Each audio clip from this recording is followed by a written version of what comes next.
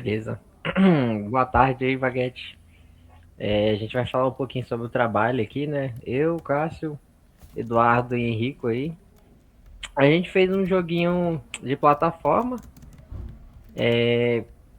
focado em cidades futuristas, né? É o Neon City, com alguns inimigos, algumas serras, né? Algumas plataformas. E no final a gente tem que apenas conquistar todos os cartões aí e passar de fase. O jogo foi construído, né, o nosso código, ele foi baseado principalmente na orientação a objetos. Então, tudo que tem na fase, tudo que você consegue ver aí, é algum objeto, alguma classe que a gente criou. Então, por exemplo, o player, ele é uma classe, ele tem a vida própria dele como atributo, ele tem os métodos dele, como andar, animação. As balas têm a mesma coisa, as serras, os espinhos e objetos, plataformas também tem. E a gente instancia todos esses objetos dentro de uma grande classe que é a fase, né? Então cada fase é uma classe e dentro dele tem vários objetos que são outras classes.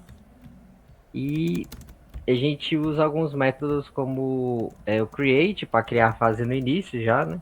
O update para ficar atualizando todos os frames da fase, junto com o phase que tem algumas funções próprias dele para criar, alterar objetos, deletar. E aí a gente junta tudo isso com o que você tá vendo aí, né? Aí a gente vai passar aqui pro Henrico pra ele falar um pouquinho da criação dos sprites. Foi. Antes de falar sobre o Sprite, eu quero dar só um contexto mais ou menos do jogo. Basicamente, você é uma. Tá no momento futurístico do mundo, está em Neon City, como o próprio nome do jogo trata. E tem alguns ciborgues que tentam te matar, como dá pra ver no vídeo.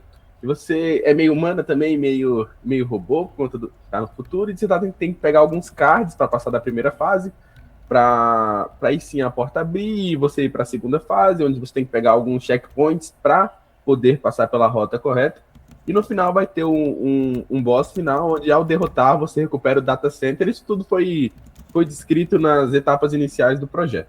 E o que eu quero comentar sobre os sprites é que, em vez de carregar imagens muito pesadas, sequência muito pesada de imagem por efeito, a gente usa sprite hits, que é várias fotos de uma ação, como pulo, como o dano também, quando a gente toma o dano. E ao juntar, aí usando o twins, que é uma maneira de juntar essas fotos, de maneira que vira uma animação, a gente consegue entregar esse, esse, essa animação bonitinha que consegue ver no jogo. E basicamente é isso. Caso o Eduardo queira pontuar alguma coisa.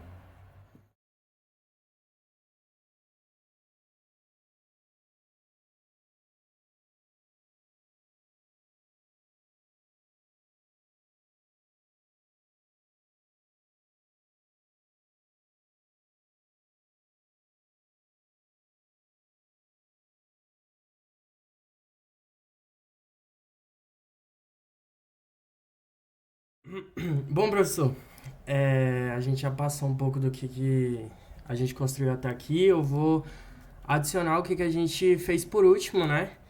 E tá integrado mais com essa última fase. É uma decisão que a gente tomou de não colocar pontuação solta. A gente fez um serviço chamado de Game Session lá, o arquivo, e vai funcionar como um cérebro ali do progresso. Ele vai usar o local storage do navegador e vai guardar o estado da partida. Aí a cada fase ele vai coletar algumas métricas, algumas informações. Quanto de dano, por exemplo, o jogador tomou, o tempo gasto, as mortes. E aí isso permitiu criar o cálculo ali do score. E aí a gente faz um ranking mais persistente ali, conforme o jogador for jogando. Por exemplo, eu fiz a primeira rodada, aí eu apareço lá no ranking com minha pontuação. E aí, se outra pessoa for jogar depois nesse mesmo computador, nesse mesmo local storage, o rank vai adicionando, né? E aí, e aí até aí legal. E aí a gente foi um pouco mais além, que pega todas essas estatísticas e aí integra com a inteligência artificial. E aí a gente usa o N8N. Quando o jogo acaba, nossa aplicação ela vai fazer esse empacotamento, né, desses dados. E aí faz uma comunicação assíncrona com aquela Fetch API pro webhook do N8N. Aí lá no N8N esses dados vai encaminhar para o ChatGPT. Aí a inteligência artificial vai fazer essa análise e aí devolver uma mensagem mais personalizada sobre o desempenho. E é basicamente esse final de jogo que a gente fez, professor.